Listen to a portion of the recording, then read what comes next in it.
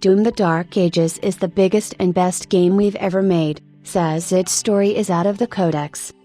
Prior to the Xbox Developer Direct 2025 that just aired, Bethesda invited Weve and other press outlets to check out the Doom: The Dark Ages presentation included in the broadcast. We also participated in a roundtable candle with executive producer Marty Stratton and game director Hugo Martin. From the get-go, id Software sounded very confident about their new game, claiming that players would feel like a super weapon in a medieval war against hellish forces. The prequel is set in a sci-fi/fantasy world, the most expansive they've created to date by far, filled with explorable locations, unlockable weapons, and conquerable foes. Being a prequel to 2016's Doom, the developers believe this will be the ideal entry point in the series for newcomers. This is also because of the increased focus on accessibility thanks to the newly added sliders that will let users ramp up or down the difficulty as they see fit. Modifiers shown include damage to the player, demons, enemy aggression and projectile speed, parry window, day's duration, game speed, and resource values. Hugo Martin said that if 2020's Doom Eternal felt like being in control of a fighter jet, Doom: The Dark Ages will make you an iron tank. The objective has been to make a more grounded combat system. The Slayer is still fast, but he's also heavy and strong with his moves, favoring power over the previous game's acrobatics. There's also a bit of a return to form in that the tweaks to movement speed should make strafing to aim once again viable, like in the classic game. Of course, there are many new cool tools, chiefly the shield saw, which can block, throw, parry, and deflect depending on the context. Some melee weapons were also added to compound that medieval feel, so players will have an iron flail, an electrified gauntlet, and a spiked mace to bash enemies with, and they even come with their own combos and upgrades. Needless to say, there's a ton of devastatingly powerful guns, too, since it is still Doom after all. Finishing off enemies promises to be even cooler this time around, thanks to a new glory kill system that is said to be fully in the player's control. Doom: The Dark Ages doesn't stop at ground combat, either, as it is giving players two big toys to play with, a 30-story tall Latlan mech and a mecha dragon. Both are reportedly fleshed out, coming with their own abilities and many bosses to fight. However great all that sounds, the developers acknowledged combat might not be enough to win over single-player fans in 2025. Thankfully, the game also features way more exploration than in previous titles, with large, diverse environments and unique rewards for those who will explore them in depth. While not an open world, it will feature secret caves, dungeon-like mines and more, in what's been called the largest playspace ever in Doom and a sandbox. Last but not least, Doom: The Dark Ages takes the narrative out of the Codex, in the developer's own words, and into the cutscenes. The goal is to deliver a summer blockbuster-like cinematic action story with a combination of new characters, returning allies, and powerful villains. We also learned the release date, which is set for May 15th on PC, PlayStation 5, and Xbox Series S Vertical Bar X. As with all games published by Bethesda since they were acquired by Microsoft, it will be available to Game Pass subscribers from day one. Pre-orders are open now. Following the presentation, Martin and Stratton answered several questions. You can find the transcript below. Doom has always been about sci-fi. Why the switch to a medieval setting? Hugo Martin: We wanted to do it from the beginning. When you reboot a franchise, usually what you want to do is create an interesting world and give that world a history. Then, you want to have heroes with an interesting past, and if you're lucky enough and the fans are happy with what you did, you get to do more iterations of the IP, and you'll be fortunate enough to explore some of that past. That's what we've been able to do. This is very much a full realization of the Slayer's past, and we thank the fans for giving us the chance to do it. Can you dive into the difficulty sliders and why you decided to introduce them? Marty Stratton: Sure. There were multiple reasons. The important thing is that you can go up or down to make the game easier or harder. There are a lot of options, and it also works to improve approachability.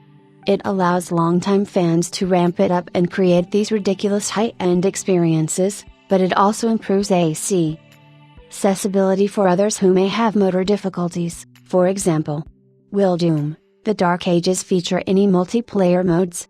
Marty Stratton, it will not. There's only the campaign, and we decided that from the beginning. We wanted to free ourselves to create experiences like the Mech and the Dragon. Those are both like their own mini games in the game. We decided to put all our effort into creating the biggest and best campaign we've ever made. Hugo Martin, we didn't do multiplayer so that we could make a better single player game. Like, we couldn't have done the Mech and the Dragon and all that other stuff if we spread the resources around different game pillars, so we've really just focused on single player. How is the game a reaction to Doom Eternal? Hugo Martin, it's a reaction to both previous games. We are really lucky to be able to do the third entry. Anytime you get to make a game 3 times, there are so many lessons that you've learned. I like to focus on the negatives from fans. With the 2016 Grams Aim, we heard that it was too repetitive, and with Eternal, that it was too hard. I actually think it was too complex, and the complexity of the control scheme led to unnecessary difficulty. You want to be fighting the demons, not the controls. That doesn't mean it's going to be easy to master. Also, we can't just do the same thing again and again. In a trilogy, you want each game to have its own feel. You mentioned the story being out of the Codex in Doom, The Dark Ages, but is there still a Codex? Hugo Martin, yes, there is. It's just not a requirement anymore to read the Codex to understand what's happening in the story. Can you talk about the return of strafing to aim? Hugo Martin, what you quickly realize when you play classic Doom is that there's a lot of movement required to be successful and dodge these slow-moving projectiles. With those, you create a 3-dimensional pattern that the player has to weave through on their way to the demons. We've balanced the weapons to be medium to short range so you're encouraged to take the fight to the enemies, weave through that maze of projectiles as they're whizzing by just like in classic Doom, and deliver that killing blow up close with a melee, shield, or gun. Can you explain how the new glory kill system works? Hugo Martin, yeah. It's really fluid. That was one of the big pillars, fluidity, because we wanted you to feel like this weapon of mass destruction. With the synced system, player control was taken away, and it kind of broke the flow. It's fantastic, and it was not an issue in Doom 2016 or Eternal because you're not really taking out 3, 4, 5, or 6 enemies at a time. But in this game, you are, so it was really important that you could finish off an enemy, transitioning from melee/shield/gun to execution, and not feel like there is a break in the action where you're losing precious seconds. By leaning on the physics part of our engine, the incredible animators and programmers team made it work. It feels fantastic. Also, because you can do it from any angle, it always looks different because it uses physics, and it helps address the issue of repetition, which was a challenge with the previous glory kill systems. You started seeing the same animat ions again and again. Will there be an enemy like the Marauder to push the player to learn the gameplay loop? Hugo Martin, yes, several. Those are the black belts on the battlefield and we certainly have them. They will test your skill, knowledge, and your ability with the parry system. They're enemies who throw combos of attacks, and you don't have to just parry one melee strike, you have to parry several in a row in order to falter them. Is this an open world game, or does it just have open world elements? Marty Stratton, it's definitely not an open world game, but it is the most expansive world we've ever built. You really feel like you're on a battlefield. It goes from the typical linear Doom to these large sandboxes where the exploration opens up, and you get multiple objectives that can be tackled in any order. Exploration is also tied to power in that you can find and unlock several upgrades for your character. Hugo Martin, there's a much greater focus on progression items. We've really streamlined the economy and the currencies. I think that's another thing we learned from Doom Eternal. If you have too many currencies and skill trees, you confuse the player. But speaking of the level design, We're very proud of it. It's some of the best work we've ever done. Was Quake 1 an inspiration for the setting? Hugo Martin, not really. The inspiration was more something like Batman, Year 1 and 300. I'm a pretty big comic book fan. But yeah, there were rumors that it was called Doom, Year 0, and that was what we called it internally.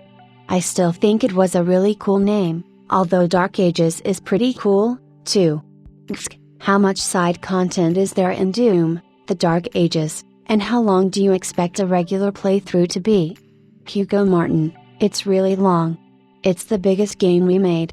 Although, to be honest, you don't want any single level to overstay its welcome. But overall, it is massive. And if you're a completionist and want to unlock all secrets, it'll last even longer. Will the game get DLC? Mwah. Woody Stratton, it will, yes. As part of the Deluxe Edition, you will get access to the DLC.